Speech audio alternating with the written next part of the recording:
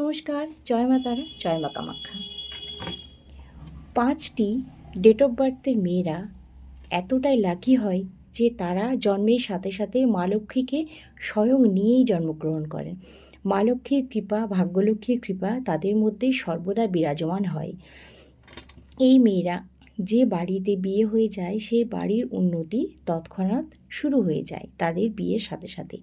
সেই মেয়েদের ভাগ্যের জোরে তার শ্বশুর বাড়ির সমস্ত উন্নতি শুরু হয়ে যায়, তার স্বামীর পদোন্নতি, স্বামীর ভাগ্য, স্বামীর কেরিয়ার, সমস্ত কিছু, স্বামীর মান সম্মান সব কিছু তার ওই 5টি ডেটের মেয়েদেরকে বিয়ে করলে তাদের শ্বশুরবাড়িতে এই সমস্ত পরিবর্তন বা চেঞ্জেস লক্ষ্য করা যায়। হয়তো কিছুই ছিল না, কিন্তু ওই মেয়ে বউ হয়ে যাওয়ার পরে দেখা গেল হঠাৎ করে অর্থপ্রাপ্তি, মান সম্মান, সমাজে প্রচুর সমৃদ্ধি সব কিছু আস্তে আস্তে হয়ে থাকছে।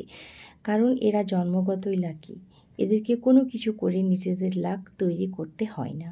কিন্তু এই সমস্ত মেয়েরা যদি উচিত সম্মান না পায় এবং এদেরকে যদি আপনি ট্রিগার করেন, যথাযথ সম্মান না দেন এবং এদেরকে যদি ভালো না বাসেন, এদের মনের কথা না বুঝে এদেরকে যদি অযথা ব্লেম করেন, তাহলে এদের যে রূপটি আপনি দেখতে পাবেন সেটা হয়তো আপনি স্বপ্নেও কখনো কল্পনা করেননি। এক ভয়াবহ রূপ, ঠিক আছে? এরা যতটাই লক্ষ্মীমন্ত এবং ভালোভাবে আপনার লাইফকে সাজিয়ে ফেলতে পারে, আপনার দুর্ব্যবহার, দিনের পর দিন অবহেলা কিন্তু আপনাকে ততটাই ধ্বংসের মুখে ঠেলে দিতে পারে।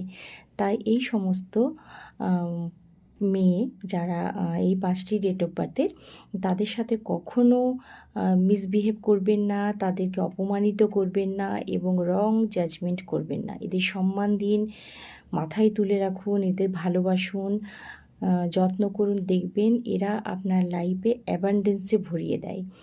তো এই 5টি ডেট হলো 1, 5, 28, 15, 29। 1, 5, 28, 15, 29 এই 5টি ডেট।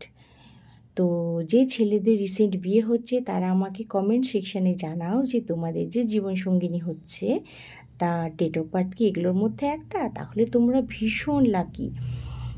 তো জানিও আমাকে। সুস্থ থেকো, ভালো থেকো, নমস্কার।